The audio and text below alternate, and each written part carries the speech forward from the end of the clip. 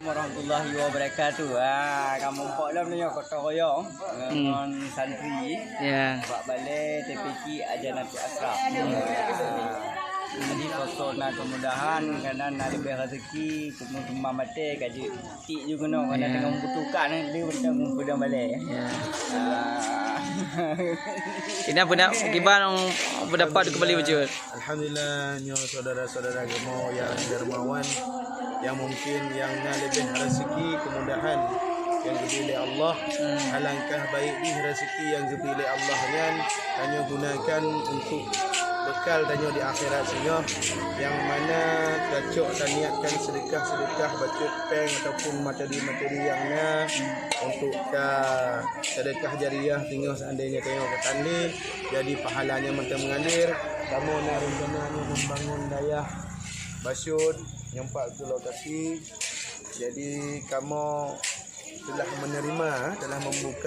menerima bantuan-bantuan Open donasi. Saudara. Donasinya baik itu berupa material ataupun apa-apalah. Kami bersedia menerima. Alhamdulillah. Semoga ada yang tersentuh hatinya untuk membantu kami. Alhamdulillah.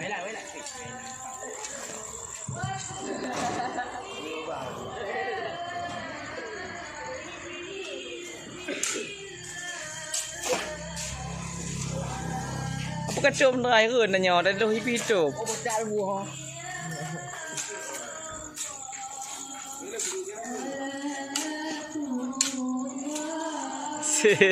Si Kiban di Kura Zaman. Alhamdulillah. Alhamdulillah bagai ya.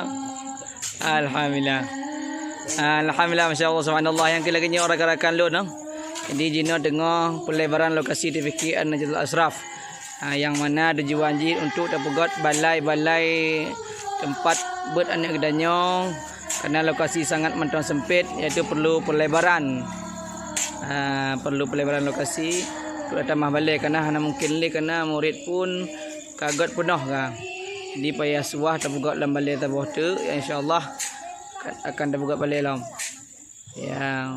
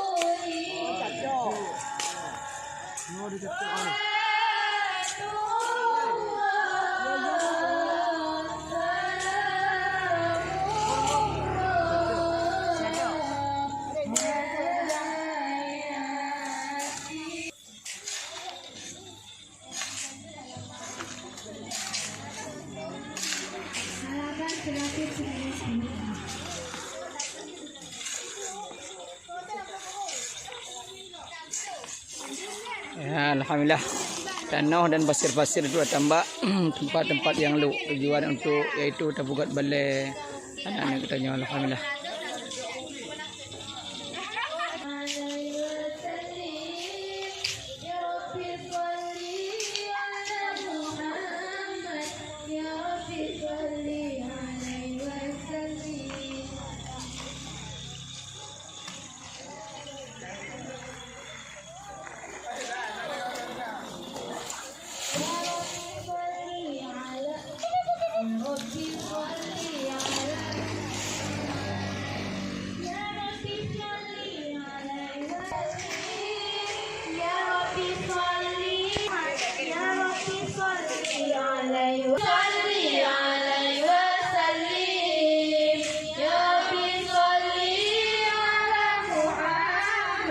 Ya Rabbi salli